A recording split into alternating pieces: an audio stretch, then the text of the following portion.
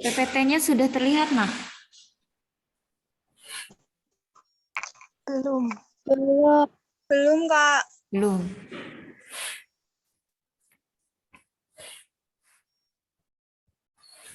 Sudah terlihat?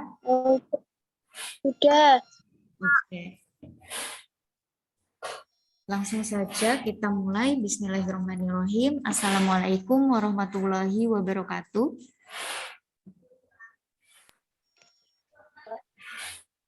Waalaikumsalam warahmatullahi wabarakatuh.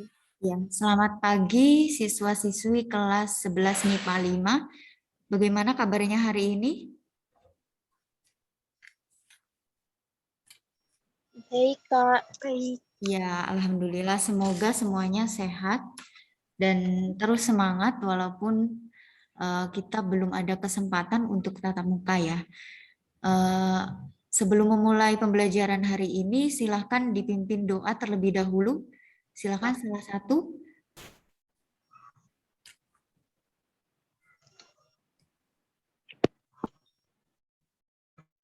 Ketua kelasnya siapa?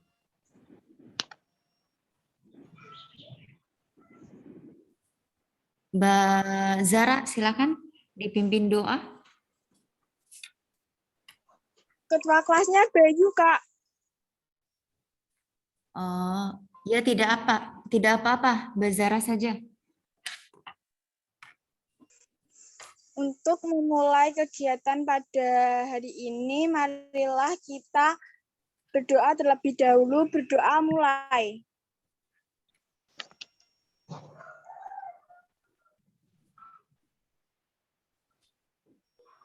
Berdoa selesai. Ya, terima kasih Mbak Zara. Pada pembelajaran kali ini kita akan melanjutkan materi bab 2 tentang membangun kehidupan yang demokratis. Nah, sebelum memulai pada materi, silakan anak-anak terlebih dahulu presensi, kemudian mendownload materi di Google Classroom ya. Di situ sudah tertera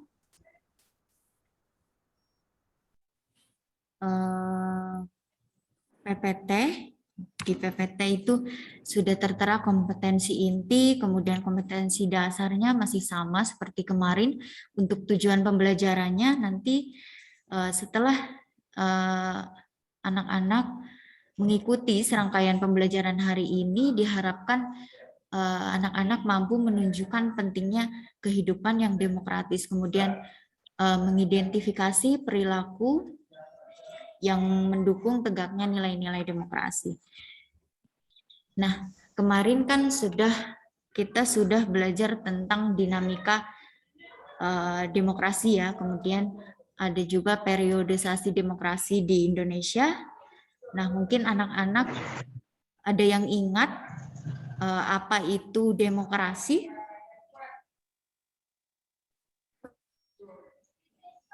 Mbak Andini,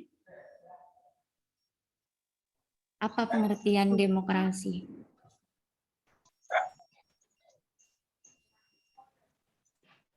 Mbak Nabila Ayu.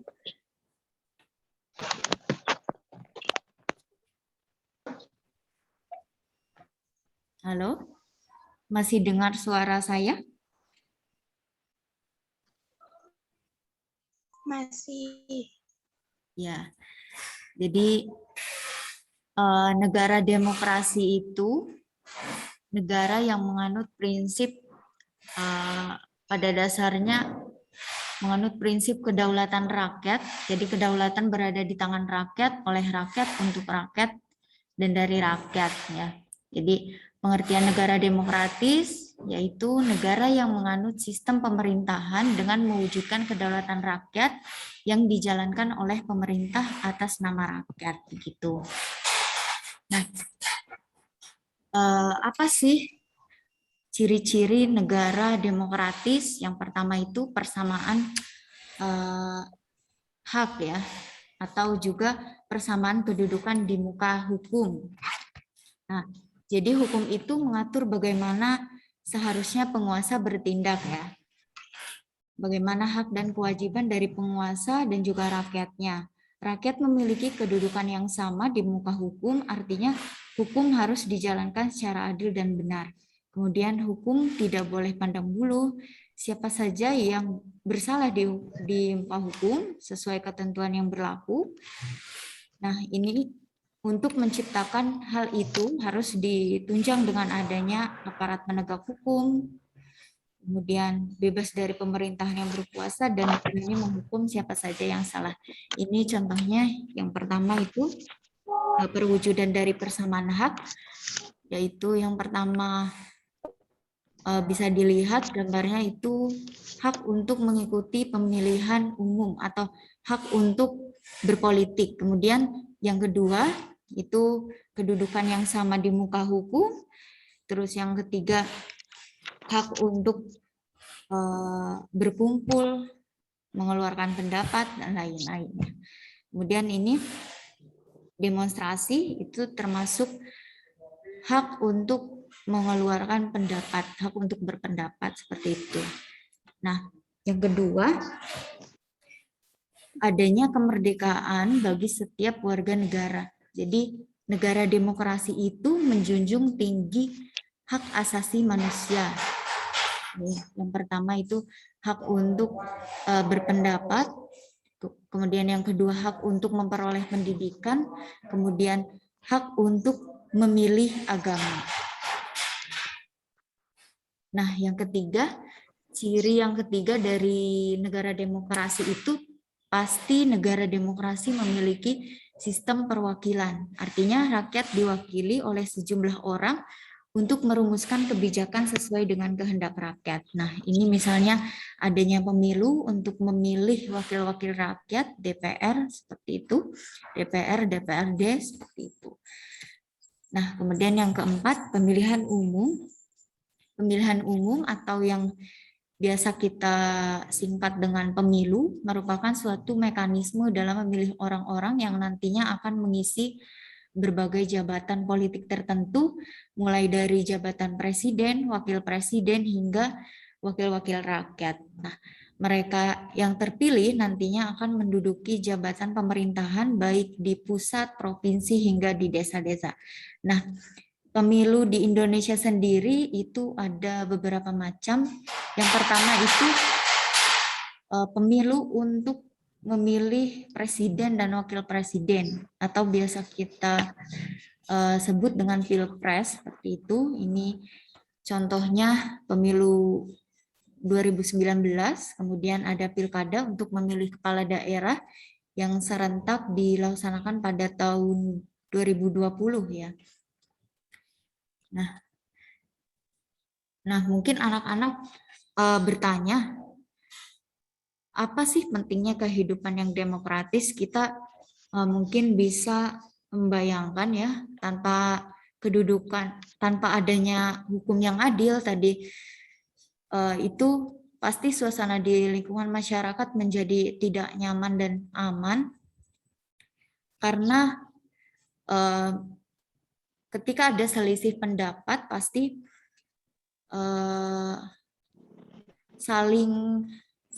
ketika masyarakat saling meneguhkan pendapatnya masing-masing, maka akan terjadi perpecahan seperti itu. Jadi ada konflik seperti itu.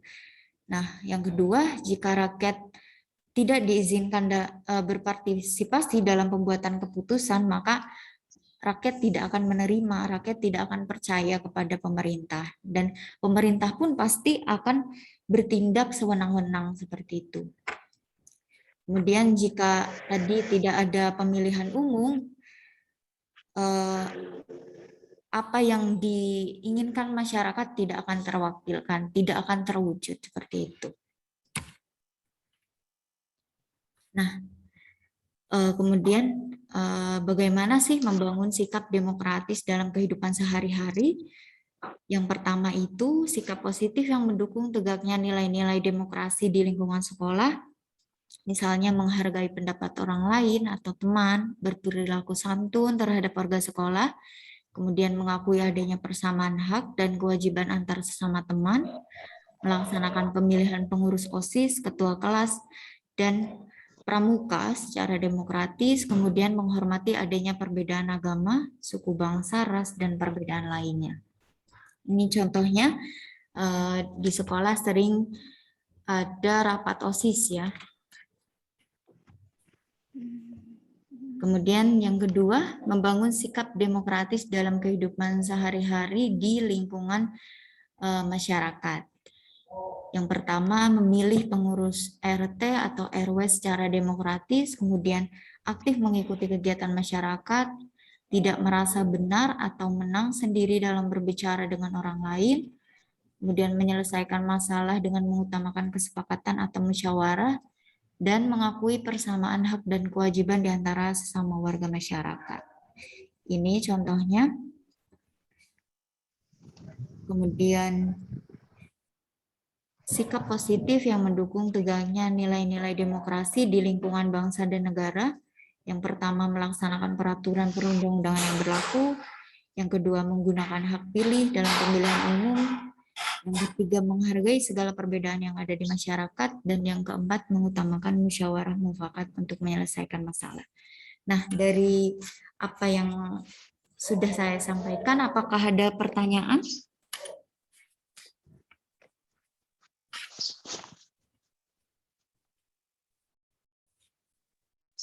Silakan yang ingin bertanya.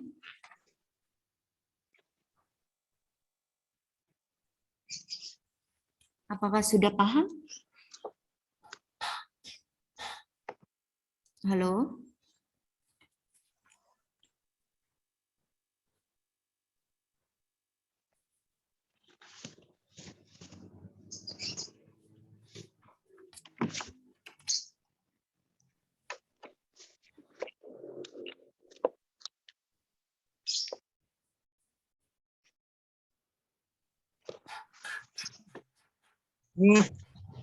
Iya?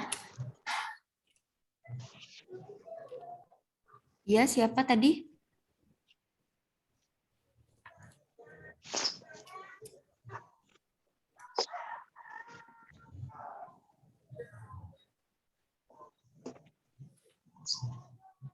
Halo?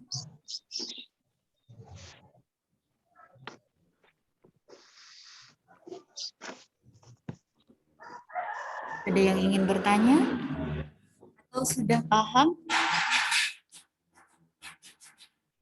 Sudah paham ya? Sudah. Kak. Sudah, Kak. Sudah. Ya. Saya lanjutkan. Nah, kemudian bagaimana caranya kita dapat menjalankan kehidupan yang demokratis? Nah, kita bisa memulainya dengan cara menampilkan atau menerapkan beberapa prinsip. Yang pertama, membiasakan diri untuk berbuat sesuai dengan aturan main atau hukum yang berlaku. Kemudian yang kedua, membiasakan diri untuk bertindak demokratis dalam segala hal.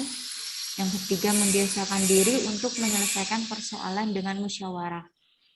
Yang keempat, membiasakan diri untuk mengadakan perubahan secara damai, tidak dengan kekerasan.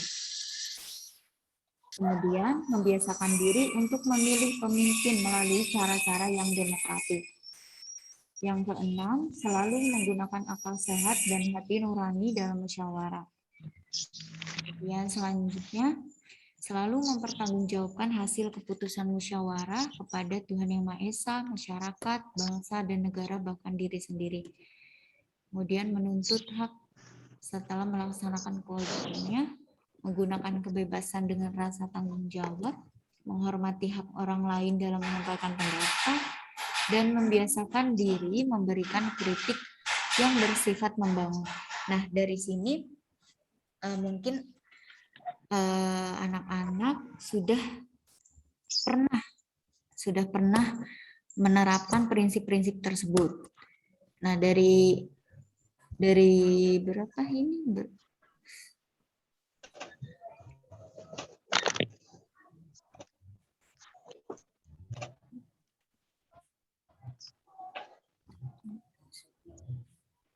Dari 10 yang mengikuti Zoom pada pagi hari ini, Adakah yang ingin menyampaikan pendapat tentang apa yang pernah dilakukan anak-anak misal di sekolah atau di masyarakat atau di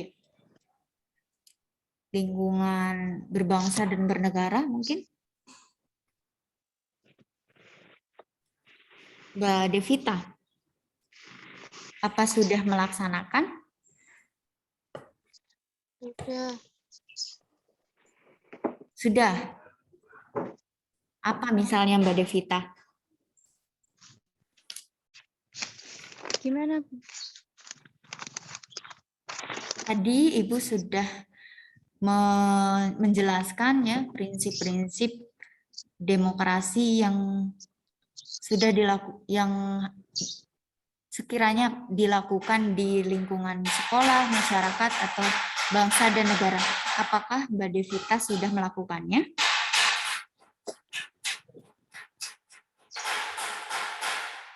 Misal ya, pemilihan ketua kelas. Apakah Mbak Devita mengikuti? Sudah. Sudah. Kemudian Sudah. rapat OSIS atau rapat pramuka mungkin? Pernah? Tidak. Ya. Apakah di lingkungan keluarga misalnya? Apakah ketika ada masalah pasti bermusyawarah? Ya, saat ingin membagi pekerjaan rumah, kita sering melakukan musyawarah. Iya, baik sekali ya Mbak Devita. Jadi itu contoh-contoh yang bisa kita lakukan untuk membentuk sikap-sikap positif kita di lingkungan sekolah, masyarakat, maupun di lingkungan keluarga. Begitu ya. Nah, dari sini apakah ada yang ingin ditanyakan? Atau yang lain ingin berpendapat lagi? Yang lainnya? Mbak Elisa, Mbak Isana, kemudian Mbak Zara. Ada Kak yang mau tanya. ya. Siapa ini? Jadi kan Kak, Siapa? Happy. Ya, silakan. Jadi kan sikap yang mendukung demokrasi itu kan salah satunya adalah menghormati perbedaan. Tetapi yang saya lihat di kehidupan sehari-hari masih ada pembeda, apalagi yang utamanya itu di status sosial. Itu gimana menanggapinya? Oh. Nah, ini tadi Mbak siapa tadi? Happy. Happy. Nah, tadi Mbak Happy sudah bertanya, bagus sekali pertanyaannya. Apakah dari anak-anak ada yang ingin menanggapi?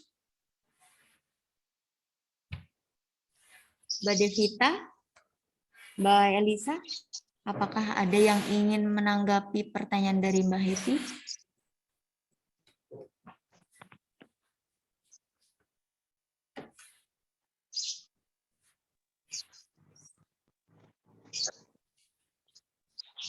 Ayo, yang aktif nanti Ibu kasih poin.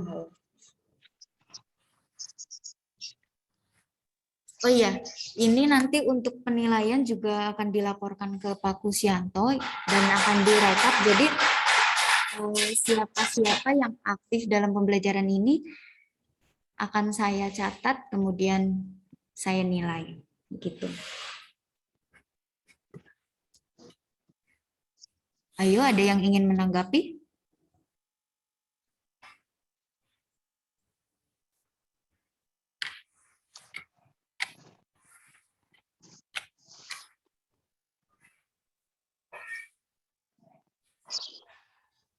Mbak Nabila Ayu?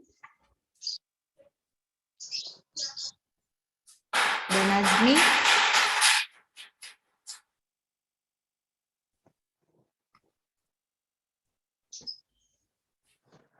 Mbak Elisa?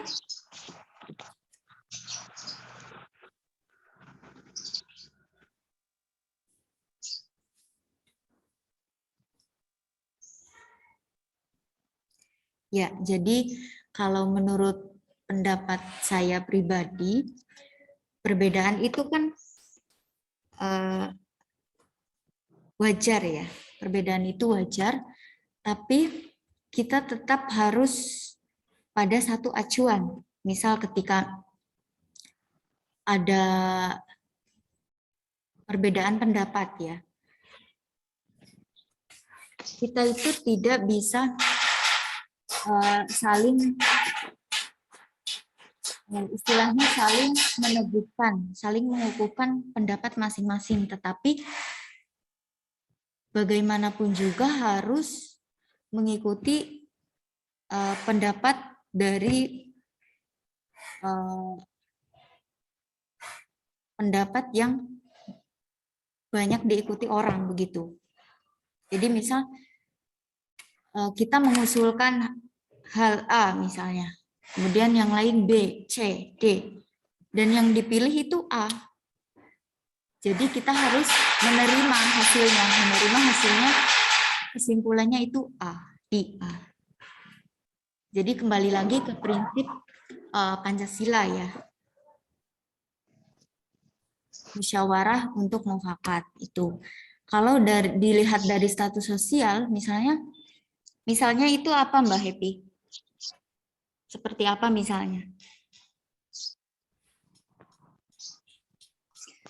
Misal tuh kayak di sekolah itu kan masih walaupun nggak Gimana? bullying, kayak contohnya bullying gitu loh Kak.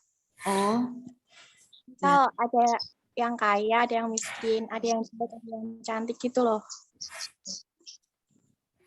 ya itu juga termasuk apa ya, hal-hal yang miris yang mungkin kita sendiri juga tidak bisa menyangkal ya. Memang kenyataannya banyak yang seperti itu. Tapi kembali lagi karena kita itu disatukan oleh satu budaya ya. Ya harusnya sih tidak seperti itu ya. Kalau menurut Mbak Happy sendiri, bagaimana? Apakah hal itu wajar atau tidak? Kalau menurut saya perbedaan itu kan wajar ya Kak. Tapi Ya. nggak harusnya gitu menjelek-jelekan yang apa ya, yang di bawah kita mungkin, yang berbeda. Karena kan di setiap orang punya kelebihan masing-masing. Ya gitu sih Kak. Ya, baik sekali. Nah, jadi kembali lagi ya ke prinsip demokratis tadi. Iya. Ya, terima kasih Mbak Happy. Nah, gimana kita secara pribadi ya, jangan terlalu melihat seseorang dari sisi sosialnya ya. Jadi ya kita berteman dengan siapapun seperti itu. Jangan melihat dia miskin, dia kaya. Kalau kita bisa berteman dengan semuanya ya bertemanlah dengan semuanya, tidak harus memandang dia kaya, dia miskin. Nah, ini memang hal yang terberat ya yang mungkin ada di sekolah juga ya. Jadi kesadaran pribadi tentang bagaimana kita melihat seseorang itu tidak dari sisi sosialnya. Jangan dari sisi sosialnya. Seperti itu. Nah, ada pertanyaan lain lagi?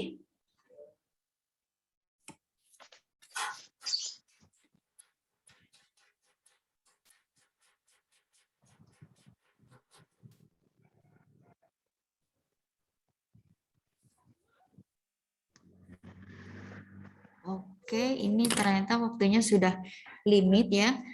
Baik, pada pertemuan kali ini Ibu cukupkan ya anak-anak.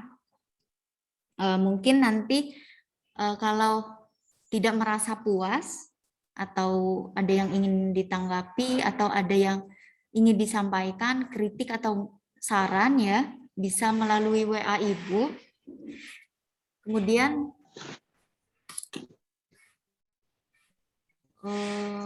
dimohon untuk menyalakan kameranya semua.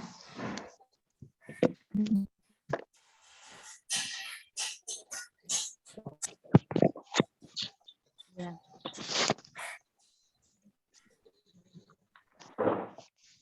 Silakan semuanya ya. Oke. Sebentar.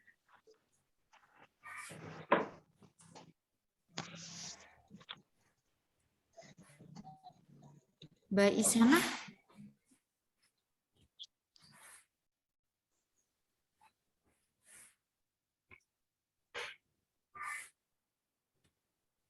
Mbak Milda, Mbak Santi, kemana ini?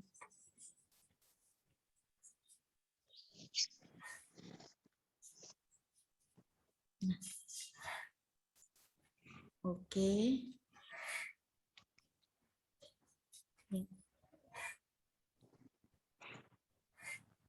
Nah, terima kasih yang sudah berpartisipasi mengikuti pembelajaran melalui Bu, saya masih nyari sinyal.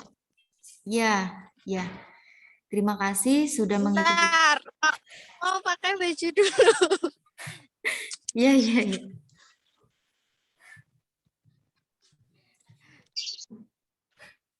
Nah, mungkin pertemuan minggu depan akan dilanjutkan oleh Pak Kus karena